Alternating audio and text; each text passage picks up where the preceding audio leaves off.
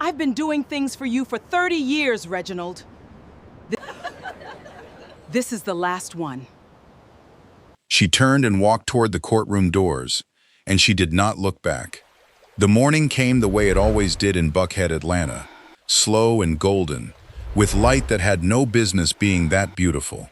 It crept through the floor-to-ceiling windows of the Mason estate, sliding across imported marble floors, climbing the walls of a kitchen that had been featured in Atlanta Living magazine twice. The fountain in the circular driveway was already running. It always ran. Reginald Mason had made sure of that. He liked things that announced themselves without being asked. But the woman standing barefoot at the kitchen island that morning had never needed to announce herself. She simply was. Dorothy Mason was 58 years old, and she carried it the way a river carries its history, deep, unhurried, and shaped by everything it had moved through. She was tall and dark-skinned, with silver-streaked locks pinned into a regal bun at the nape of her neck. Her hands, broad and capable, the kind that had typed business proposals at midnight and braided children's hair at dawn, were wrapped around a white ceramic mug she hadn't yet sipped from. She wore a coral silk robe, and she stood at the island the way she stood in most rooms, like she belonged there because she had built it. She did not know, in that particular moment, that this was the last ordinary morning she would have for a very long time. Reginald Mason entered the kitchen at 7:42. He was 61, broad-shouldered and silver-templed, the kind of handsome that money polishes over decades until it gleams. His charcoal suit was pressed to a knife's edge. His briefcase was already packed and waiting on the island. She had noticed it when she came downstairs, but had not yet let herself think about what that meant. He moved to his phone without greeting her. He scrolled. He frowned at something. He typed a reply. Dorothy watched him the way she had watched him for 30 years, with the patient attention of a woman who knew a man's every rhythm. She knew the set of his jaw when a deal was closing. She knew the particular silence he carried when something was wrong. That morning, the silence was different. It sat between them like a third person in the room. "Reggie," she said softly, "you didn't come to bed last night." He didn't look up. "Had calls to make." "Tokyo doesn't sleep." "Neither do I," she said, "when my husband isn't beside me." There was a pause. He looked up then, but the look was practiced, managed.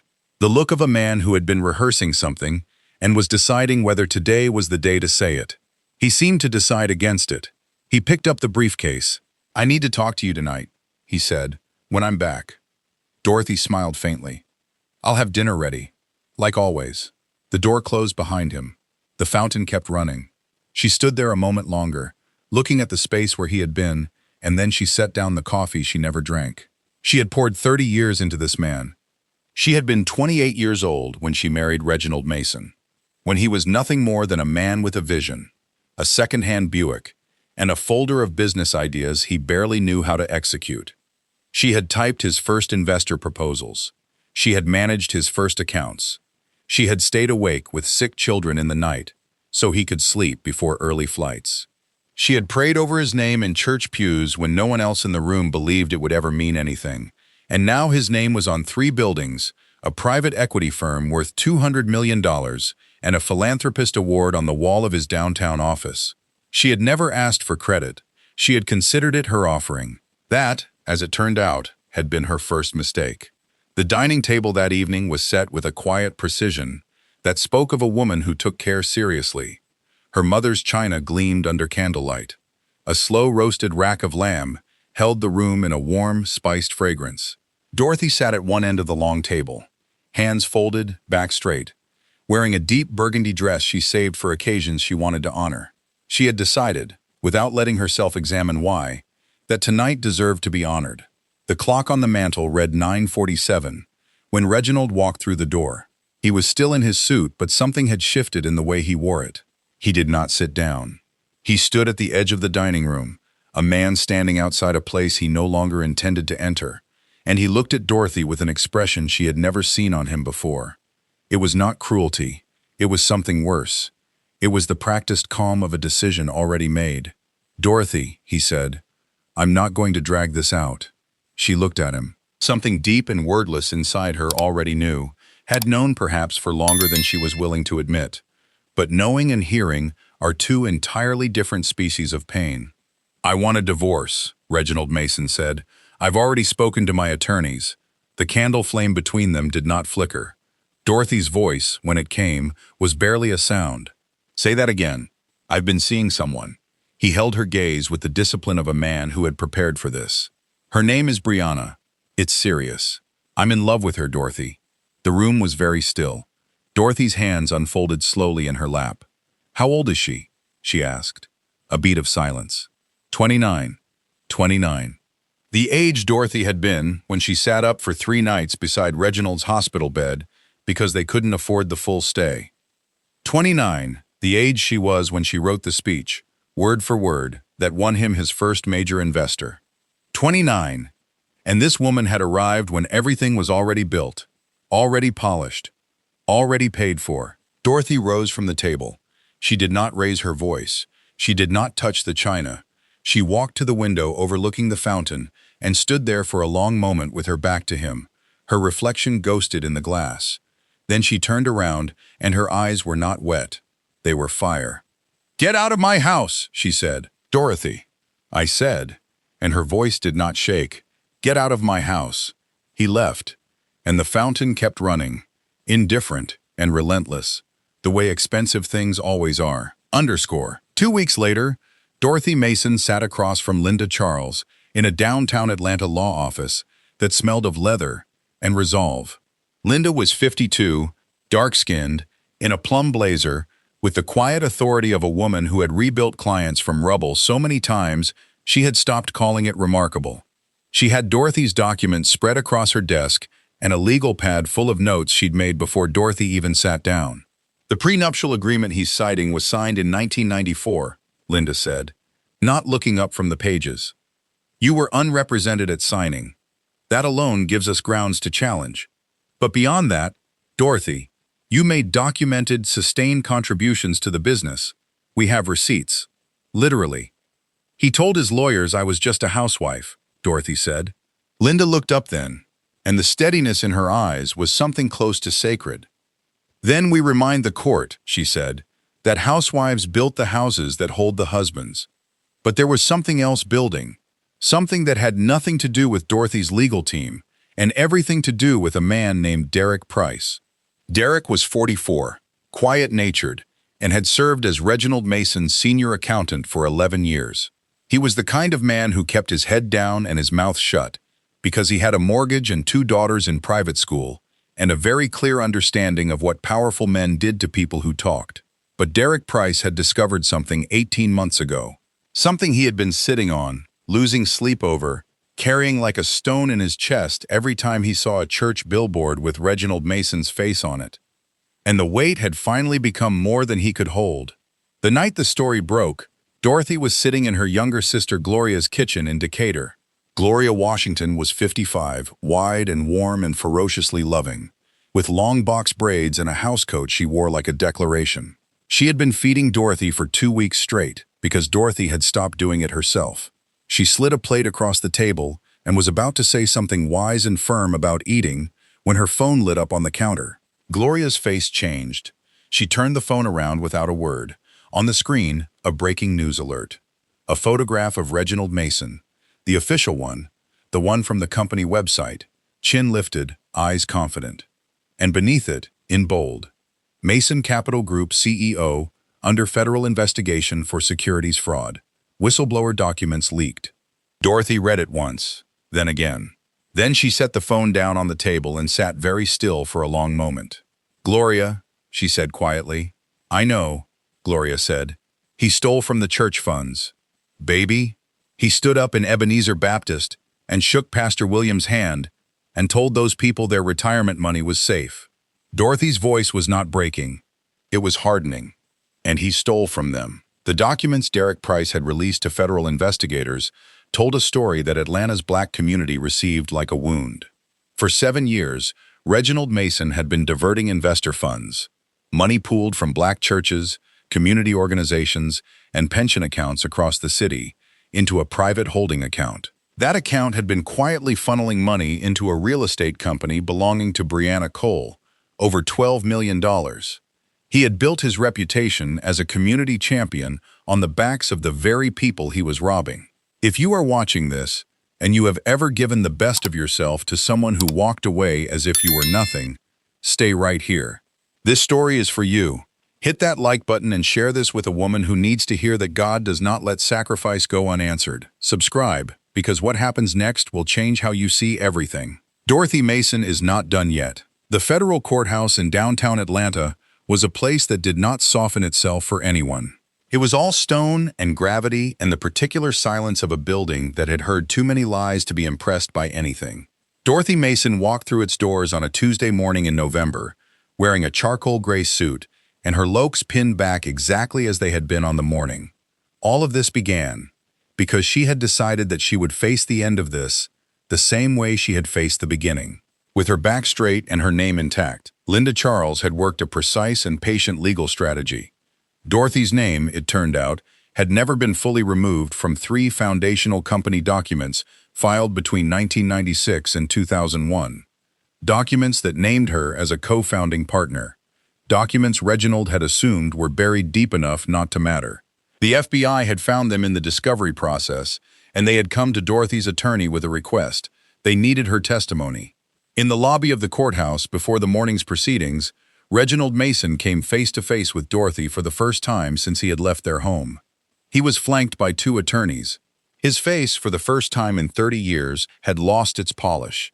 He looked like what he was, a man standing at the edge of everything he had built, watching it go over. He stopped when he saw her. His attorney touched his arm.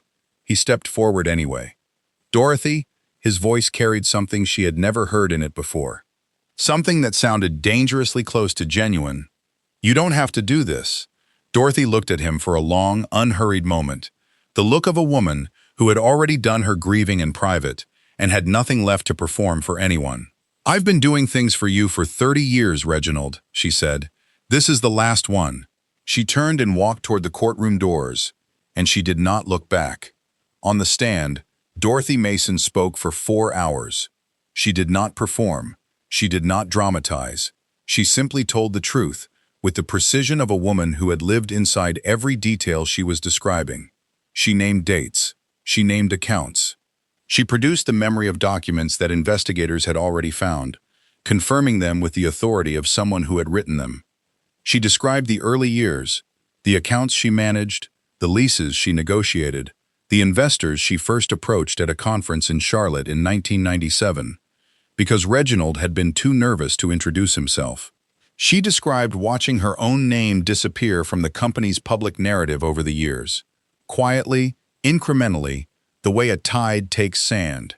So gradually that by the time you notice the shore has changed, you've stopped remembering what it looked like before. "When Reginald Mason told the world he built Mason Capital alone," she said, her voice clear and level in the silence of the courtroom, "he was standing on a lie. I was the one who found the first investors. I managed the accounts in the first 3 years, while he traveled. I negotiated the terms on the Peachtree Street property in 2001. My name is not on the wall of that building, but my fingerprints are on every brick." The courtroom did not make a sound. Even the judge had set down her pen. The verdict came 4 months later, on a gray Thursday morning in March. Reginald Mason was convicted on 4 counts of securities fraud and 2 counts of wire fraud. Brianna Cole, whose company had received over $12 million in diverted funds, was charged separately and entered a plea agreement.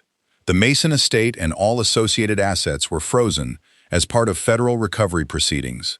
But the court also recognized what the documents had made clear. Dorothy Mason was a co-founding partner of Mason Capital Group. She had never legally ceded that standing.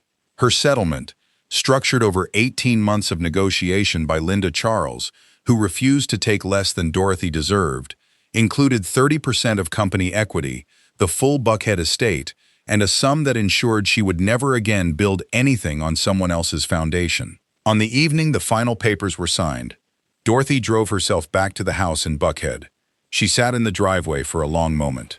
The fountain was still running. She had thought, more than once, about turning it off, but she had decided to leave it.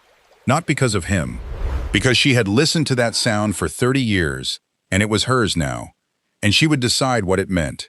She went inside and stood in the kitchen on the cold marble in her bare feet, and she let herself feel all of it. The loss and the fury and the relief and the grief and the strange, overwhelming gratitude of still being standing. And then she called Gloria, who arrived within 40 minutes with Linda Charles and 3 women from the church, and enough food to feed a congregation. The kitchen filled with noise and warmth and laughter, the laughter of women who had survived something and were not ashamed to celebrate it. "So what you gonna do with all this space?" Gloria asked, looking around with her hands on her hips. Dorothy looked at the room, the windows, the light, the fountain beyond the glass, and she knew the answer had already been forming in her for months, maybe longer. "A foundation," she said, "for women who've been where I've been, who need a lawyer and don't know they can ask for one, who need someone to sit across from them and say, 'Your name still means something.'" Linda raised her glass. "The Dorothy Mason Foundation. I love it." "No." Dorothy shook her head slowly, and there was something new in her expression, something that had not been there on the morning this all began. "The Before Dorothy Foundation. For every woman who's still waiting for permission to take up space." Spring arrived in Buckhead the way it always did, suddenly, almost rudely, as if it had not been gone at all. The hedges came back green. The roses along the garden wall opened without being asked. Dorothy Mason sat in the garden on a Sunday afternoon with a glass of sweet tea and a journal she had been keeping since 1993. The same one, worn at the spine, the pages soft with years of being held. She had hired a team of young black women attorneys as the first staff of the Before Dorothy Foundation. The youngest of them was 29 years old. Her name was Maya, and she reminded Dorothy of herself in ways that Dorothy was only beginning to understand. Reginald Mason had begun his sentence at a federal correctional facility in Jessup, Georgia. He had written Dorothy one letter, 7 pages long. She had read it carefully, all the way through, in the quiet of her bedroom. Then she had folded it, placed it in an envelope, sealed it, and handed it to Linda Charles with one instruction: return to sender. She did not say it out of bitterness. She said it because she had already given herself something the letter could never offer her. She had given herself the truth about who she was, and she did not need his version of it taking up space in her home. The fountain ran in the background as she opened the journal to a fresh page. She wrote slowly, the way a woman writes when she means every word. "Today I am not the woman who was left. I am the woman who stood in a federal courtroom and told the truth when it cost something to tell it. I am the woman who built something, watched it be stolen, and then built it again, this time with my own name above the door. I spent 30 years making a man's dream comfortable enough to live in. I will spend the rest of my life making mine unstoppable." She closed the journal. She looked at the fountain. She sipped her sweet tea, and she smiled. Not because everything was healed, not because the grief was gone, but because she was still here, still whole, still hers. The light in the garden went long and golden, the way Atlanta light does in April, as if the city itself has decided to be generous. Dorothy Mason let it fall on her face and did not look away. Dorothy's story did not begin the day Reginald left. It began the day she decided that what he had done to her would not be the last word written about her life. There are women watching this right now who are in the middle of their own betrayal, who are sitting at a kitchen table wondering if 30 years of sacrifice means anything at all. It means everything. Every quiet contribution, every late night, every prayer whispered over someone who didn't deserve it. It is all recorded. By God, by time, by the courts if it comes to that. Share this story, right now. Send it to a woman who has been erased. Send it to a woman who is rebuilding. Leave a comment below and say, "I am Dorothy," because in some chapter of our lives, we all are, and not one of us should have to find our way back to ourselves alone. Like, subscribe, and stay, because every woman who rises deserves a witness.